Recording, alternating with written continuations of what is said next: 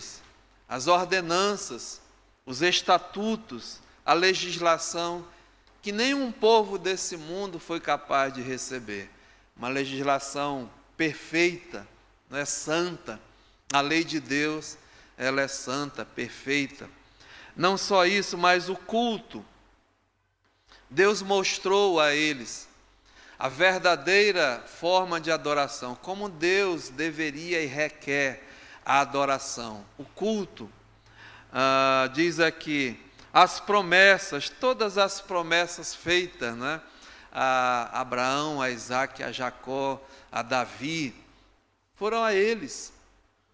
E diz mais, deles são os patriarcas que nós já mencionamos, e também deles descende o Cristo.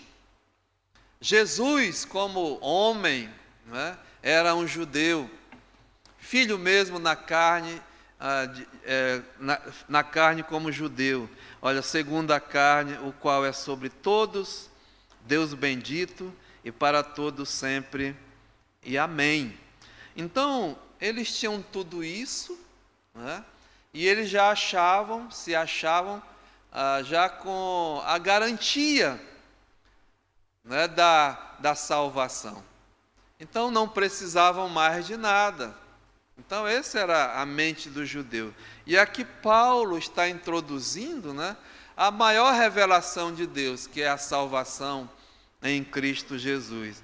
E é uma obra exclusiva realmente de Deus, que Ele preparou, que Ele executou e Ele oferece, não só aos judeus, mas também a todos, né, a judeus e aos gentios. E Deus escolhe, salva de forma soberana. O homem não tem nenhuma participação, escute, na salvação. Nenhuma, é zero. Não é? Então é Deus que salva, é Deus que chama, é Deus mesmo que justifica. Nós temos isso biblicamente provado até nas Escrituras. Então Deus escolhe e elege, não é, os seus filhos. E, amados, isso não vai mudar. Independente da opinião, da condição de qualquer um, isso não muda. Deus é soberano, a salvação de Deus é Ele mesmo que faz, não é? Mas também Paulo mostra que eles tinham tudo isso, mas eles rejeitaram o Salvador, o Messias, o ungido que veio realmente para buscar e salvar também o povo de Deus. Eles não entenderam, né?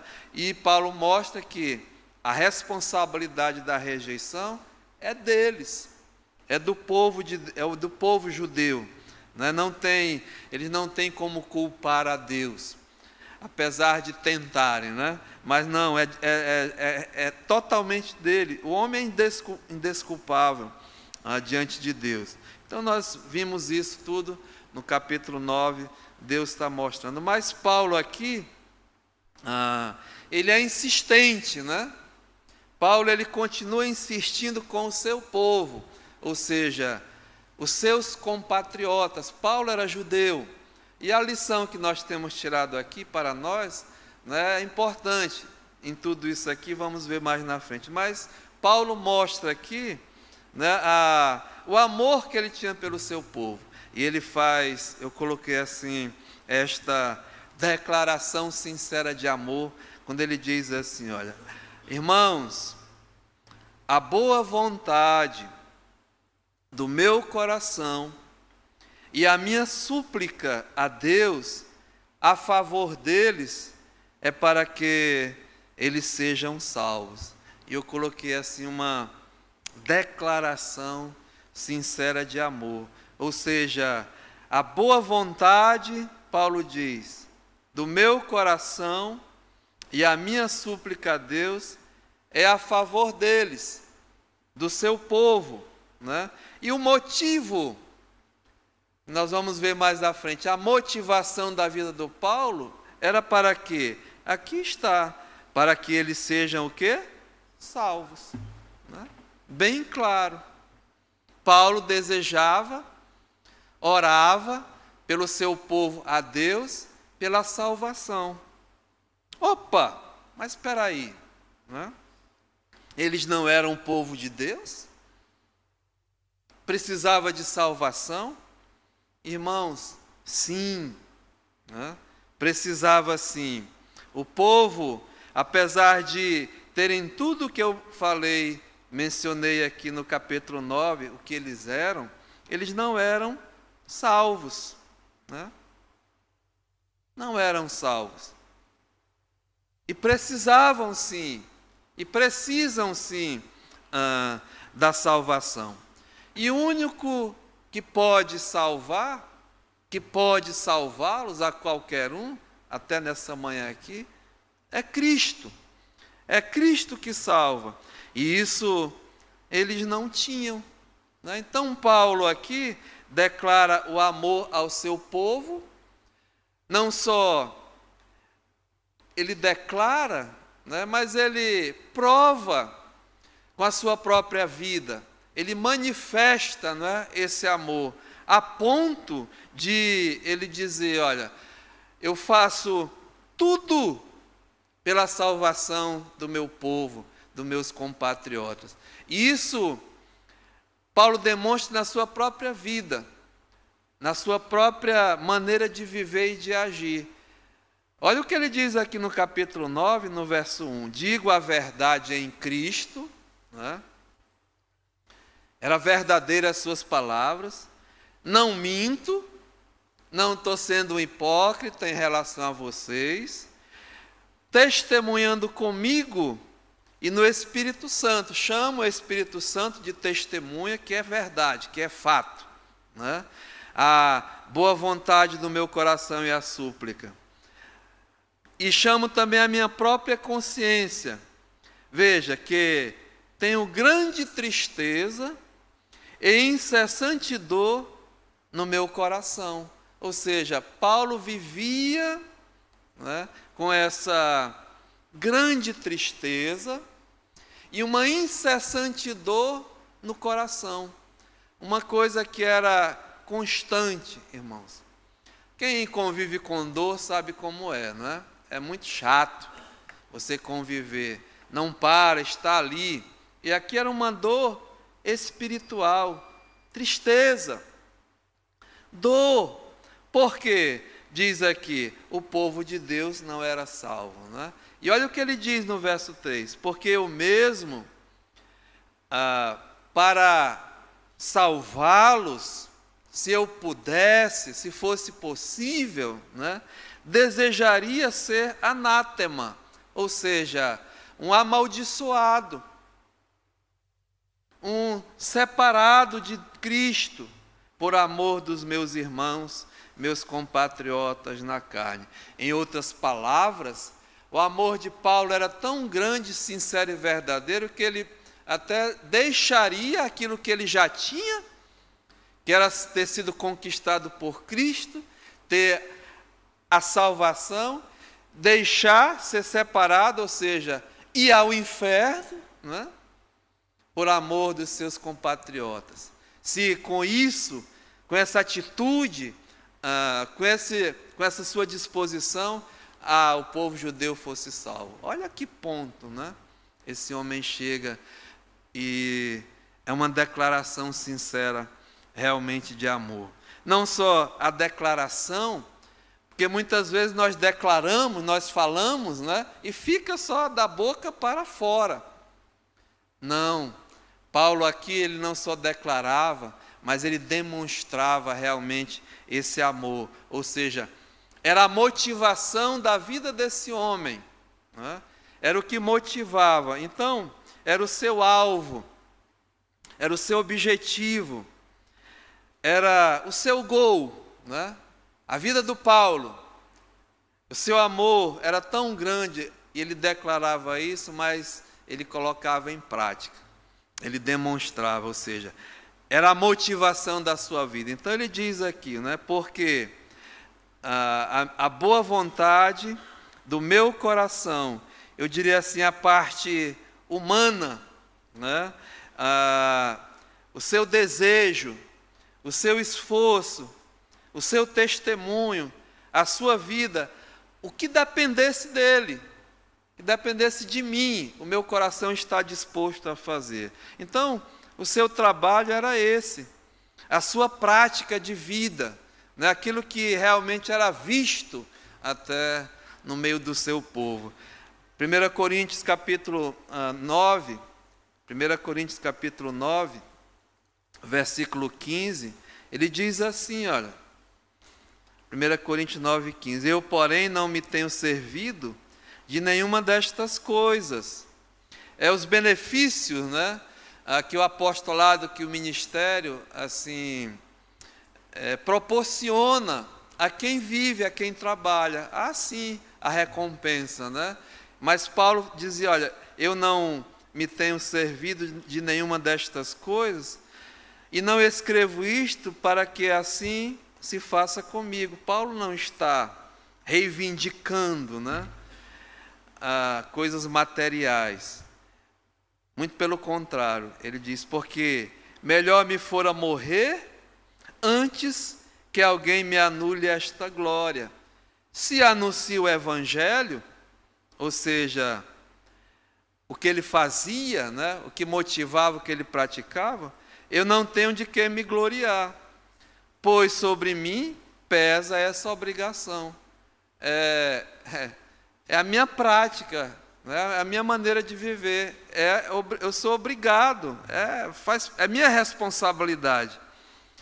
Porque ai de mim se eu não pregar o evangelho.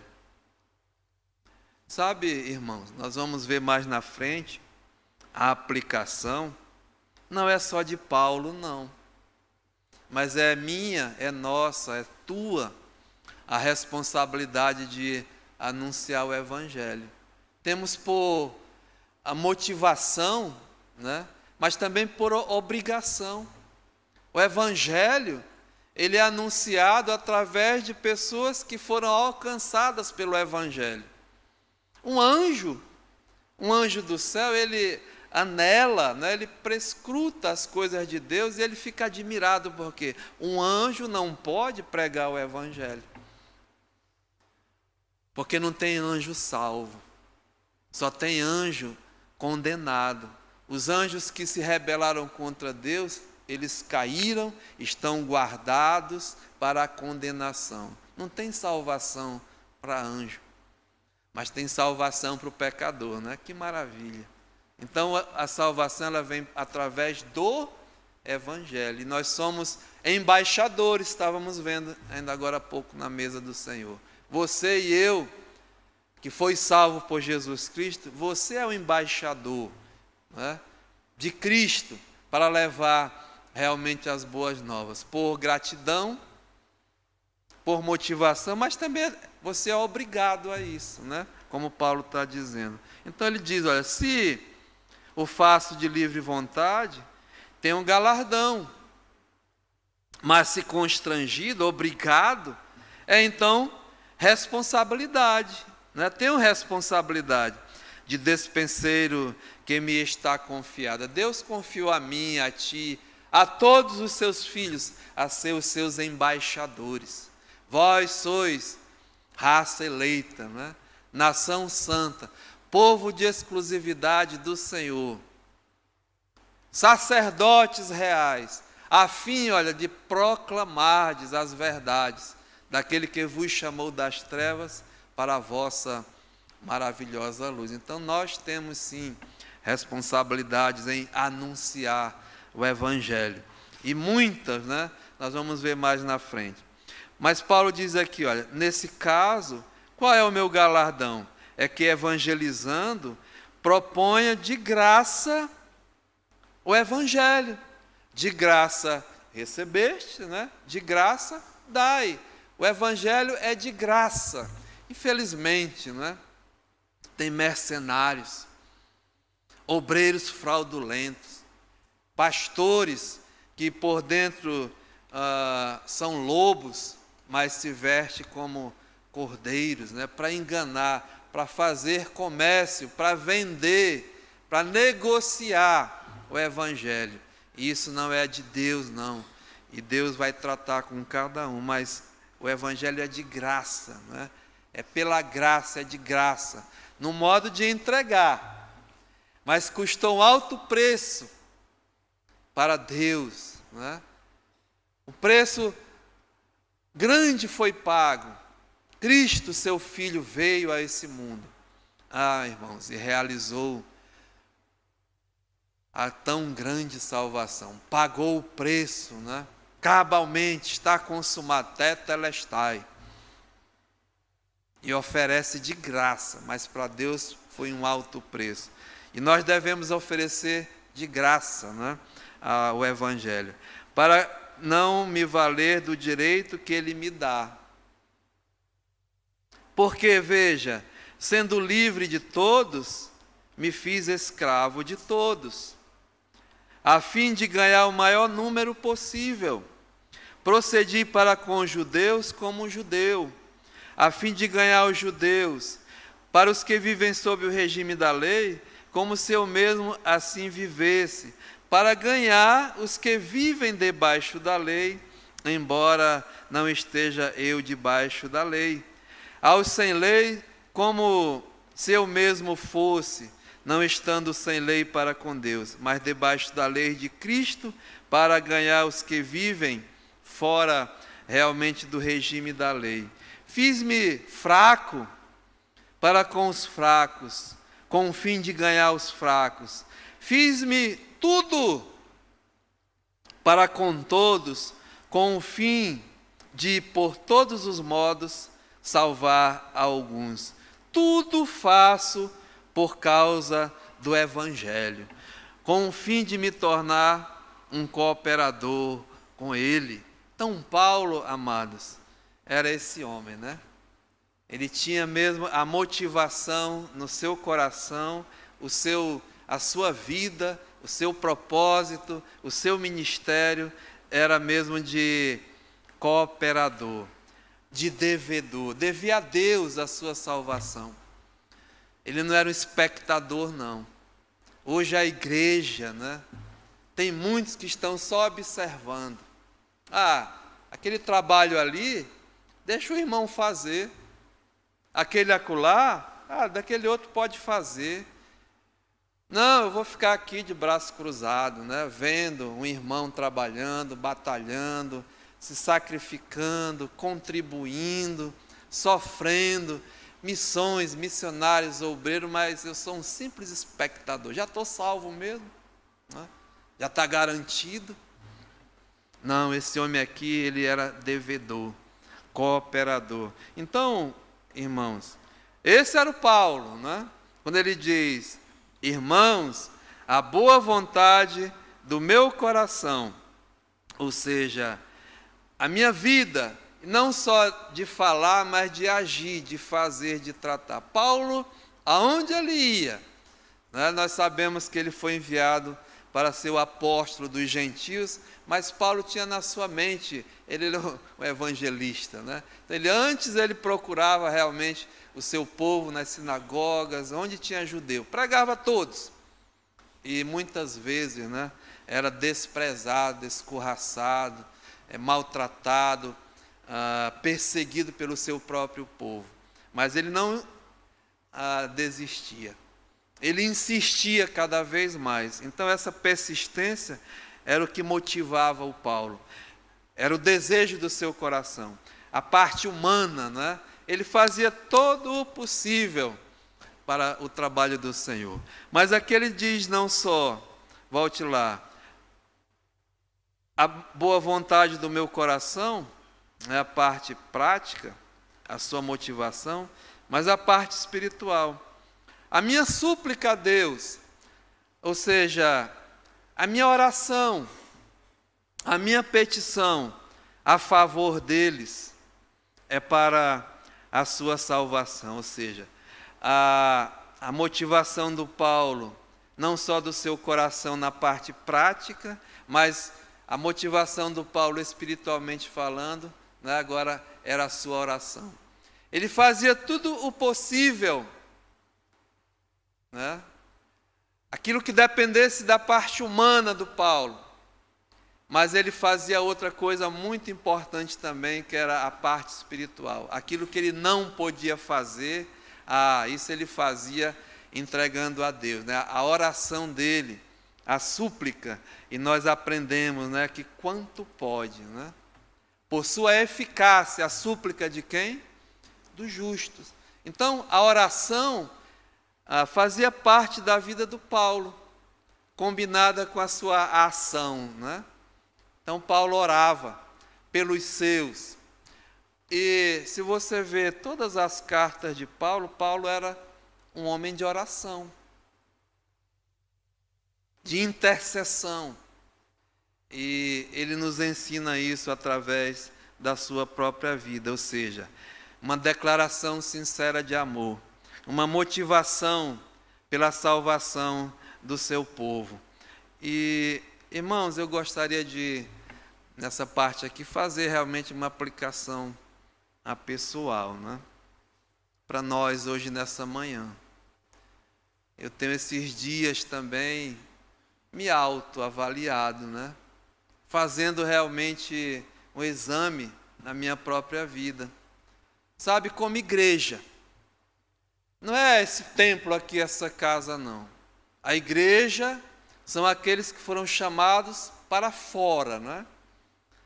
Para fora mesmo do mundo, tirados para fora. É a eclésia.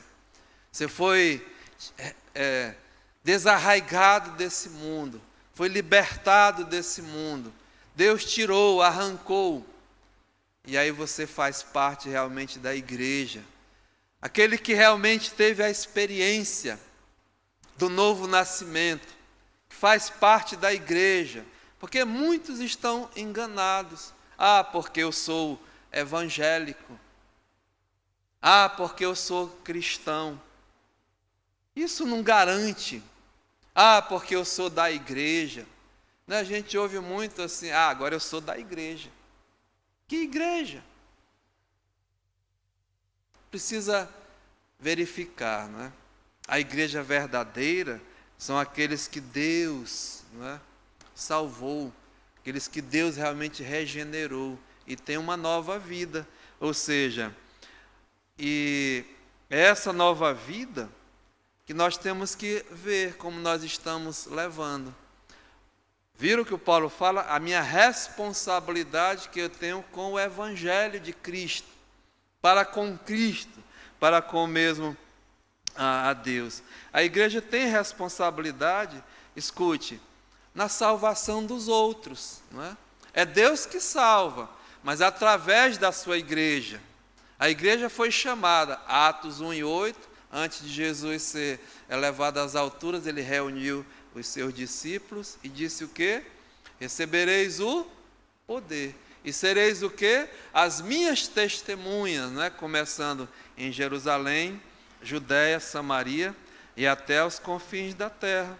Então, como eu estou como igreja do Senhor, o meu testemunho, a minha motivação, aquilo que está realmente no meu coração, a minha súplica, eu estou levando realmente o Evangelho a sério? Eu estou andando realmente como o salvo? A minha vida demonstra isso? Eu sou realmente o nascido de novo? Porque não é só falar, né, irmãos? O falar é fácil, mas o difícil é demonstrar, é viver, realmente é praticar. Está em vista o meu procedimento, o meu comportamento, a minha prática. É isso que define, né, se eu sou salvo ou não, se eu pertenço à igreja ou não. Há um modelo, há um padrão do salvo, do Filho de Deus, do crente. Sabe, tem uma igreja, a igreja de Tessalônica, né? Abra sua Bíblia em 1 Tessalonicenses, no capítulo 1. 1 Tessalonicenses, capítulo 1. Paulo chama essa igreja de modelo para todos os crentes. 1 Tessalonicenses capítulo 1, veja no verso 4, melhor, diz assim: reconhecendo, irmãos amados de Deus, a vossa eleição. Ou seja, Paulo reconhecia na vida dessa igreja a eleição de Deus pelo que eles eram, pelo que eles se tornaram agora. Olha só, porque o nosso evangelho não chegou até vós tão somente em palavras. Não só foi a palavra, né? Mas sobretudo em poder. O evangelho transformou aquelas vidas pelo poder de Deus, no Espírito Santo. Veja, e em plena convicção, assim como sabeis ter sido o nosso procedimento entre vós e por amor de vós. Ou seja, não só a palavra, não só o poder, mas o procedimento do Paulo foi notório no meio dessa igreja, a ponto de, diz aqui, com efeito vos tornastes imitadores nossos e de Deus, do Senhor, tendo recebido a palavra, posto em meio de muitas tribulações, com alegria no Espírito, de sorte que vos tornastes, o quê? O quê, irmãos? Modelo, né? Então, aqui está o ponto. O verdadeiro crente, ele é modelo, padrão, né? Para todos os crentes. E aqui tinha uma igreja maravilhosa, e ele diz aqui, né? Na Macedônia e na Acaia, na região ali.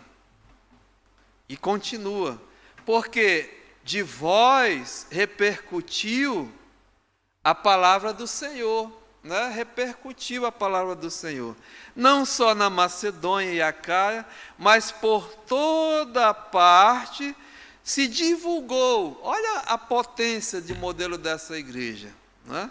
A vossa fé para com Deus, a tal ponto de não termos necessidade de acrescentar coisa alguma. Olha que maravilha, né? Mas por que eles se tornaram modelo? Está aqui, verso 9.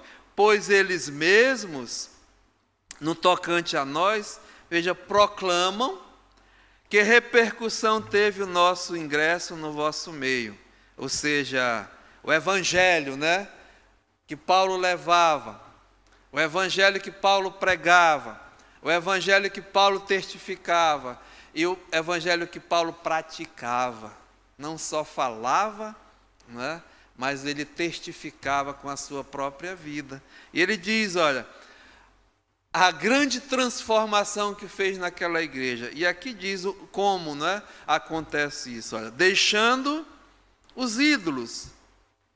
Ou seja, esse povo teve uma nova, né, um novo nascimento.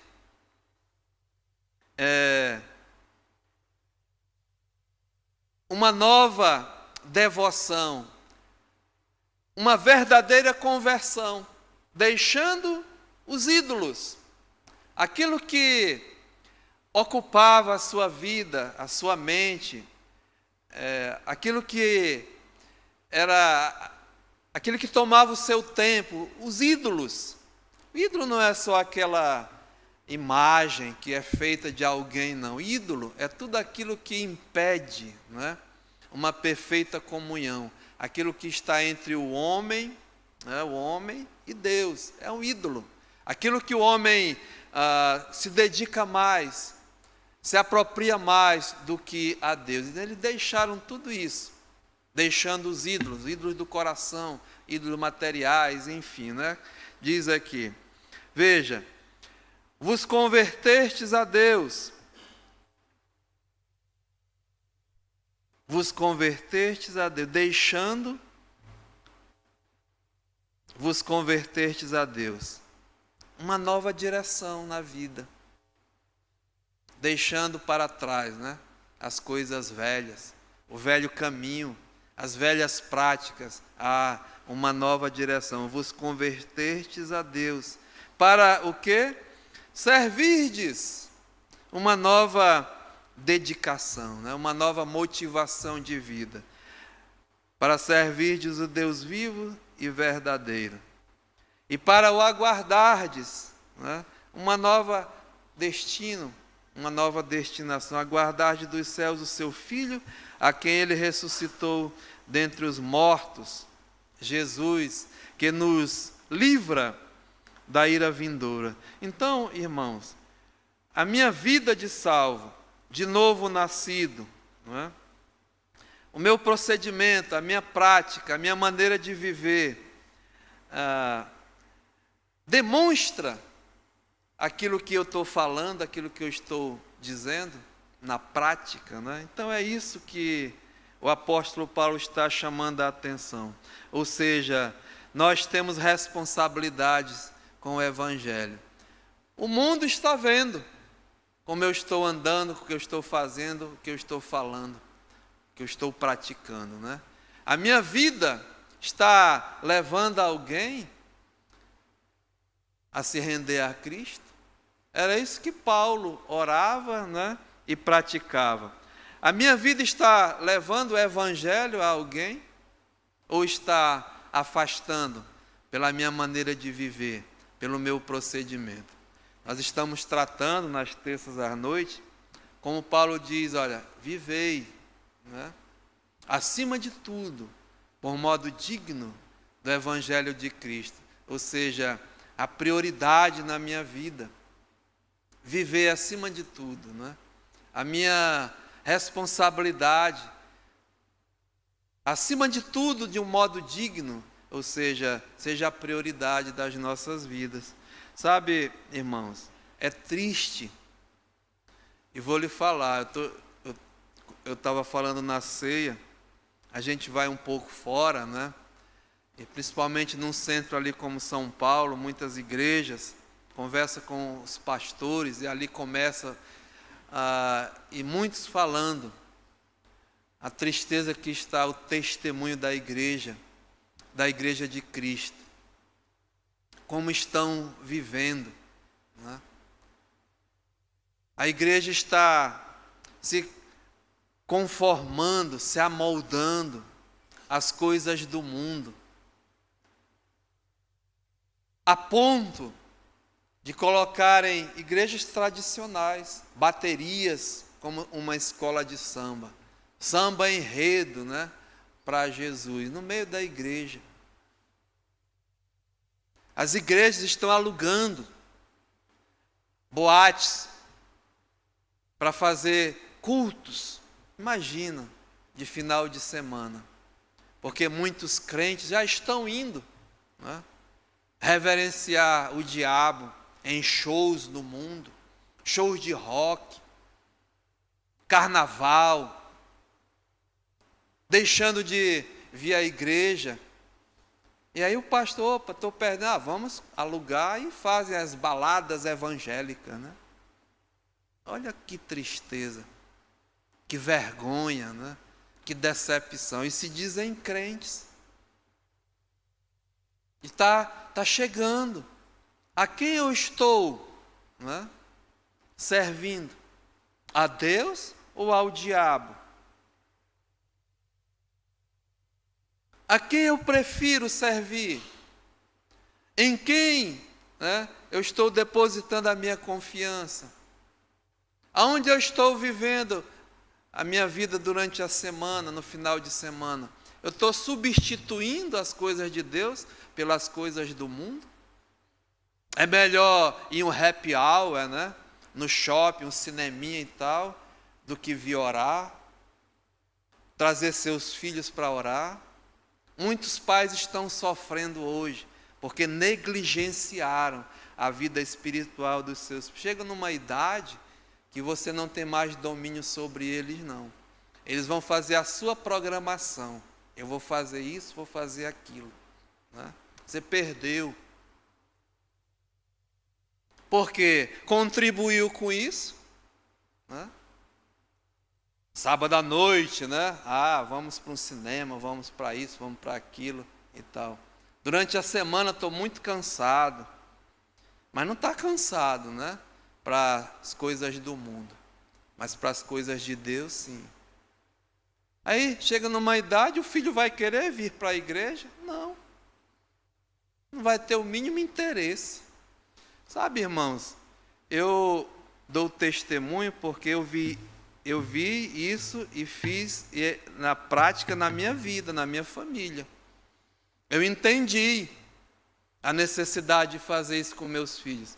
E eu louvo a Deus que tem pais aqui que eu vejo o esforço de fazer isso. Né? Traz desde criancinha. Dá trabalho, mas a recompensa vem. Irmãos, essa igreja aqui tem trabalhos para acompanhar a vida espiritual de uma criança até a fase adulta. Nosso pastor Fred, maravilhoso. Daí o Gustavo, né? Como criança teve aqui no Clube Oânsia. Um trabalho maravilhoso de sábado. Mas muitos pais não trazem os seus filhos para o Oânsia aqui no sábado. Nós temos transporte aqui, Kombi, né? Trabalho, os irmãos saem desde 2 da tarde aí, vai até em outros bairros coletar aqueles que vêm, mas tem filhos de crente aqui dessa igreja que não trazem seus filhos. Na segunda-feira amanhã, às 18 horas, tem um culto. Uma igreja que tem um culto só para crianças. Olha que maravilha, né? Não, mas segunda-feira é o dia de levar meu filho para o shopping, para o cinema, não sei o quê. Mas não traz para o Clube Jesus Me Ama.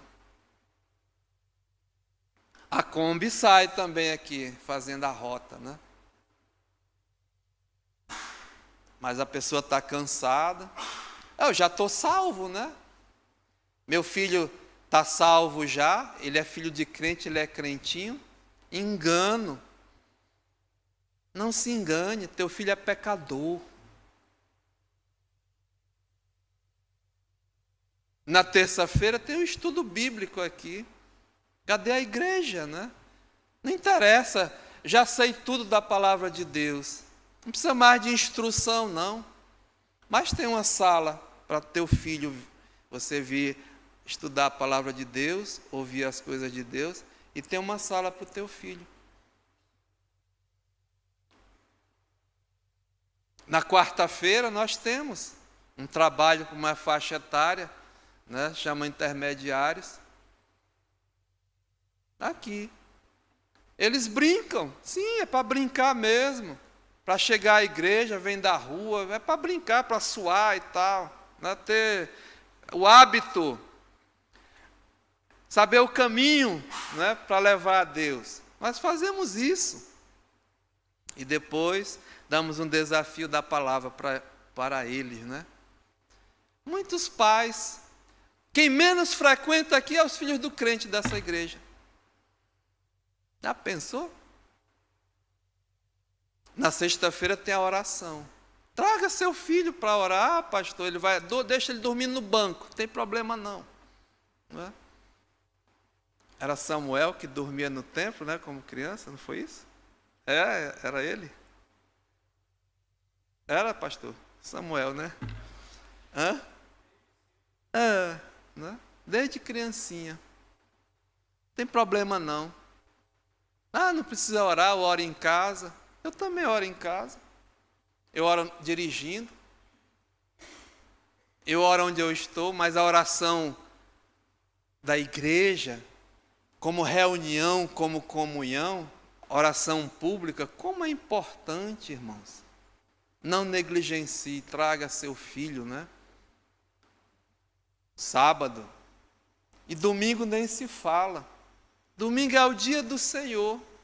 Eu fico triste porque nessa igreja aqui há os domingueiros pela manhã, não vem à noite, já fiz minha obrigação.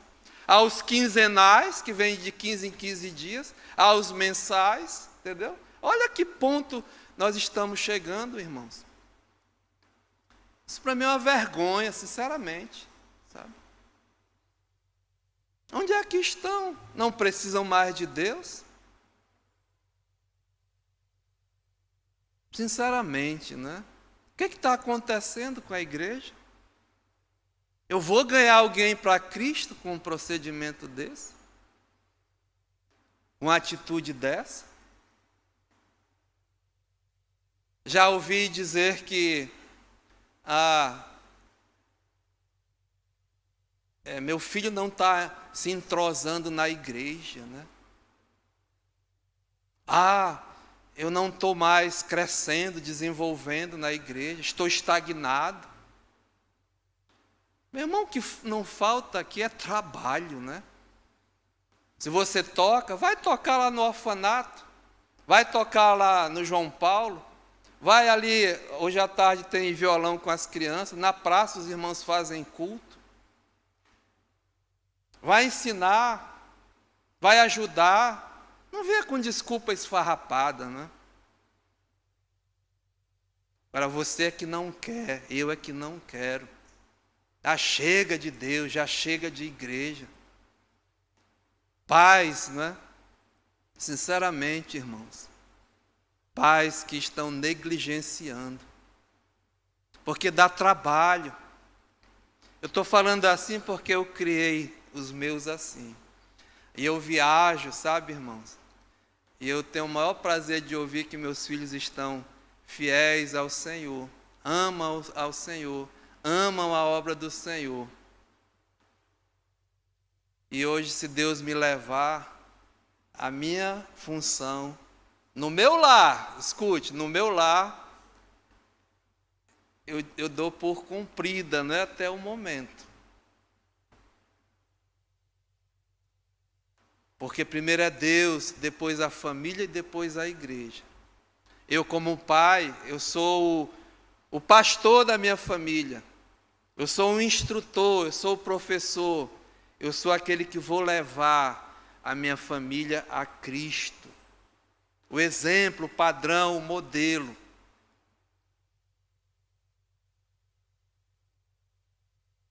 Podem falar o que quiser, você vai ser criticado. Eu já fui até no meio da minha família. Mas não importa. O que me importa é Deus, né?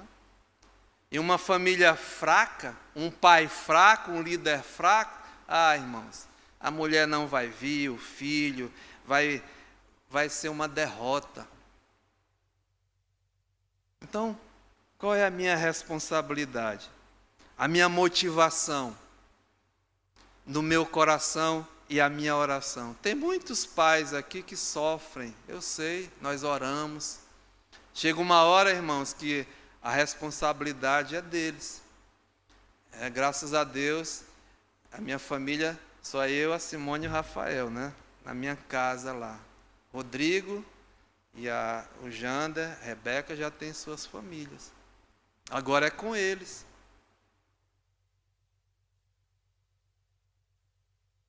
Irmãos, chegou o momento de nós examinarmos a nós mesmos. Paulo chama a atenção da igreja. Abra sua Bíblia em 2 Coríntios, capítulo 13, e versículo 5. Paulo diz assim, olha, examinai-vos a vós mesmos, se realmente estáis na fé. É para parar nessa manhã, irmãos, e fazer realmente um autoexame. Eu não estou aqui examinando a vida de A, B ou C, não me interessa.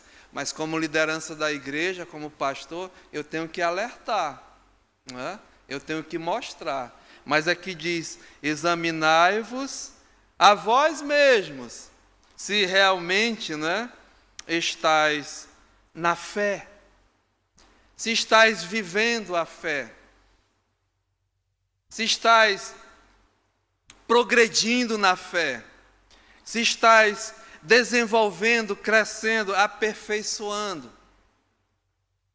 Se a vida cristã, ela está uma sequência, né? Crescendo, crescente, subindo, desenvolvendo. Porque muitos já estão estagnados e até decaindo, ladeira abaixo, né? Infelizmente. Então tem que fazer esse autoexame. Sabe, irmãos, eu sempre digo assim, você pode estar garantido como salvo, sua mulher como salvo, mas o teu filho, tu sabe se ele é salvo? Imagina, né, a responsabilidade que um pai e uma mãe têm na salvação de um filho. Sabemos que é Deus, mas eu estou tratando aqui da nossa responsabilidade, de levá-los, né, de encaminhá-los. Olha, não venha com desculpa não, que a igreja oferece todas as condições, a culpa é sua. A culpa é tua, né? Então examina a vós mesmo se estáis na fé. A minha maior preocupação com a minha esposa era ver os meus filhos salvos, o mais breve possível, o mais rápido possível. Não é entrar em faculdade, fazer engenharia, medicina, doutorado, né? Isso aí não salva ninguém não, irmãos. O mais importante é a salvação. Isso vem, né, pela palavra de Deus. Então examina, veja, provai-vos a vós mesmos. Prova, faça um autoexame. Ou não reconheceis que Jesus está em vós? É interessante, né, porque o nascido de novo, sabe, irmãos, Jesus é presente. O Espírito Santo é presente, é a marca do crente, é a presença de Cristo em sua vida. Não há, sabe, como conciliar, não há como unir luz com trevas, não dá. Se não tem alguma coisa errada com o teu novo nascimento, com a tua fé, com a tua igreja, com a tua religião, com as tuas convicções. Se Cristo não estiver em vós, a sua palavra, o Espírito Santo habitando e transformando, incomodando, tem alguma coisa errada. Então Paulo está dizendo, examina, prova, ou não reconheceis que Cristo está em vós? Se não, Paulo diz aqui, não é que já estáis reprovados? E ele diz, mas eu espero, reconheçais que não somos reprovados, mas o que? Aprovados por Deus. Sabe, irmãos, eu estou falando assim porque a gente ama, né? A gente quer o bem, e chegou a hora, sabe? Porque a Igreja Mundial de Cristo, ela está vivendo uma apostasia. E sintomas, eu tenho até visto aqui, infelizmente, no meio da Igreja Hebron. E chegou a hora, né? É hora mesmo de nos examinar. Eu como liderança, eu como pai, eu como chefe de família, como eu estou andando diante de Deus? Eu estou negligenciando as coisas de Deus? A Bíblia diz que aquele que negligencia a sua casa, né, está negando a sua fé, não é isso? Então Paulo aqui nos dá essa lição, né? Capítulo 10, versículo 1. Irmãos, a minha declaração sincera de amor é esta: é para que eles sejam salvos. A minha motivação de vida é a salvação do meu povo. E isso eu faço com todas, né, as minhas forças, a parte humana, o desejo do meu coração. E eu pratico isso. Mas também a minha oração, a minha súplica é para que eles sejam salvos. Nós vamos ficar por aqui, irmãos. Mas que possamos, né, nessa manhã, verificar realmente uma aplicação para a minha vida. Eu amo mesmo os meus familiares, os meus amigos, o povo amazonense, o povo brasileiro. Então vamos demonstrar, né? A igreja oferece. Você quer fazer isso, a igreja te ajuda. Temos os trabalhos, é para isso. Essa igreja foi fundada para levar as boas novas, o Evangelho. Você pode ser um cooperador, né? Participar.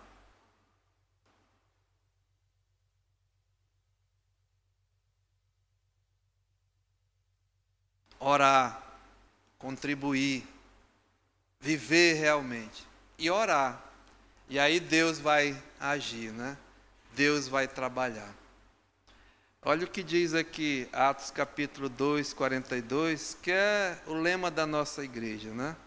E perseveravam na doutrina, na instrução da palavra de Deus, na comunhão, a igreja unida, no partir do pão, a mesa do Senhor e nas orações. Verso 46, diariamente perseveravam no templo, partiam o pão de casa em casa e tomavam as suas refeições com alegria e singeleza de coração, louvando a Deus e contando com a simpatia de todo o povo. Enquanto isso, né, diz aqui a palavra, o Senhor acrescentava-lhes dia a dia os que iam sendo o quê? Salvos. Então, a nossa motivação de vida, né? Seja no nosso coração fazer a parte prática, a parte espiritual, a nossa oração, e entregar para o Senhor, que Ele salva, e salva muito bem. Amém? Pai, muito obrigado, Senhor, pela vida do Paulo e o exemplo que ele deixou para a Tua igreja, Senhor. Muito obrigado porque esse homem realmente era verdade, uma declaração sincera de amor.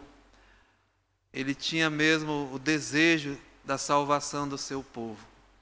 Não só isso, mas a demonstração, a motivação da sua vida, tanto na parte prática como na parte espiritual. Ele fazia isso, Senhor.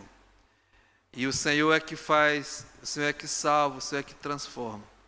E nos ajuda agora como igreja, como indivíduo, Senhor, também, até nessa nova semana, mudar nosso pensamento, nosso entendimento, a nossa compreensão, e que possamos ser instrumentos até para levar o Evangelho da salvação à nossa família, aos nossos amigos, aos amazonenses, aos brasileiros, através, Pai, do trabalho da Tua igreja. Continua conosco, Pai. Aceita a nossa gratidão, em nome de Jesus. Amém.